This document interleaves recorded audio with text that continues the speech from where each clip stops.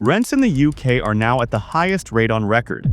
In fact, the house prices have risen spectacularly over the last decade, leading to claims that the UK is in a new property bubble. With almost a whole generation now unable to afford to buy their own homes, and in many areas, house prices rising faster than take-home earnings, are we about to see a pop? Let's find out as we explore the intricate dynamics of the UK's rental market. All packed up with nowhere to go. Priscilla has been looking for a new home to rent for 4 months now. Priscilla is now desperate to find somewhere new for them to live. But despite applying for 20 properties and searching at all hours of the day, securing somewhere new to live has proved impossible. There needs to be an intervention because the way the housing market is going at the moment is not working for ordinary people. The Office for National Statistics reports that as of November 2024, average private rents in the UK increased by 9.1% over the previous 12 months, reaching £1,319 per month. In England, the average rent rose by 9.3% to £1,362 per month, an increase of £116 compared to the same period in 2023. This represents the highest annual rise since this series began in 2006. The highest average rent in the UK is in London, £2,121, while the lowest monthly rent is in Northeast, £695. It's not just the private rental sector that has seen rent rises. Tenants in social housing saw their rents rise by 7.7% as of April 2024. Office for National Statistics figures show London has had the highest rent hike at 10.6%, way above inflation, which is running at 3.4%. As a matter of fact, at the end of 2023, we were seeing an average of 11 home movers inquiring about every rental property for sale. Some cities in the United Kingdom are even experiencing bidding wars, with an estimated 13 people lining up for every available property. So it's clear that the rental market in the UK is not just experiencing a surge, it's under intense pressure. But what lies behind these dramatic increases and the competitive frenzy for available properties? Why are so many residents finding themselves in bidding wars for a place to call home? The short answer is because there is a shortage of affordable housing. The UK's housing stock is also relatively old, with 38% of homes built before 1946. Decades of failure to build genuinely affordable social homes have left many people with no choice but to put up and shut up in private renting, where competition for overpriced and often shoddy rentals is fierce. And this chronic mismatch between supply and demand has been the defining feature of the UK rental market for the last 3 years. Tenants find themselves priced out of both rental and potential home buying markets due to skyrocketing costs.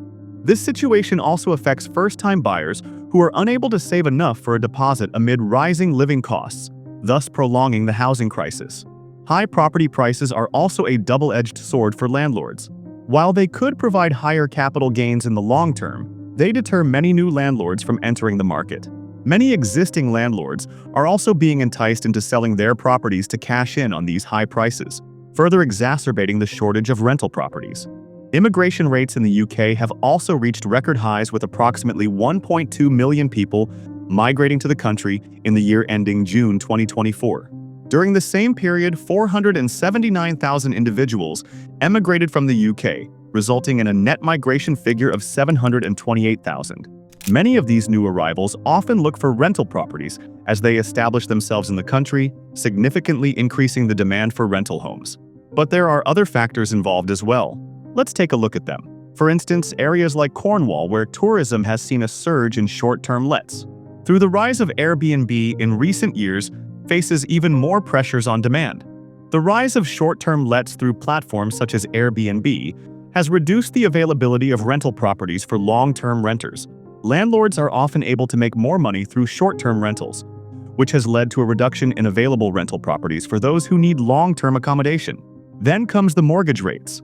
2 years ago, we saw rates sit around 2 to 3%, with some even dipping under 1%. But for those remortgaging in the coming year, that will more likely be around 4% and 4.5%. As a result of this, we can expect to see people trying to manage their repayments through longer-term mortgages. So we assume we'll see that trend continuing through 2025. Changes in government policy have also contributed significantly. The phasing out of tax reliefs such as the wear and tear allowance and the introduction of higher stamp duty on additional homes have discouraged many potential landlords. Moreover, stringent regulations around rental properties have led to increased costs for maintaining property standards. The cost of living crisis has also hit people's spending power and has forced some homeowners to sell up, further destabilizing the market. Yes, the skyrocketing private rents reveal the utter dishonesty of the government's measure of inflation. And how can we ignore the impact of COVID-19? The pandemic has significantly influenced the rental market, driving a sharp increase in demand for more space and better amenities as people spent more time at home. This demand has pushed many properties into higher price brackets, intensifying the affordability crisis, with the average UK rent jumping 29% since January 2020. Now, this might sound weird, but the baby boomers, born between 1946 and 1964, have also been blamed for driving up housing costs because this generation has aged, and they have increased their investment in real estate. They have invested in buy-to-let properties, which has caused house prices to skyrocket, making it increasingly difficult for younger generations to enter the property market. Demographic changes have also had an impact on housing needs. There has been a rise in single-person households caused by an aging population and changes in family structures. This trend has resulted in greater demand for homes, including rental properties. So, what could be done? Well, the situation appears bleak without significant policy intervention. The best way to improve affordability is to boost rental supply, which could come from both new builds and increased investment by private landlords. However, higher mortgage rates and growing regulations may discourage new investment.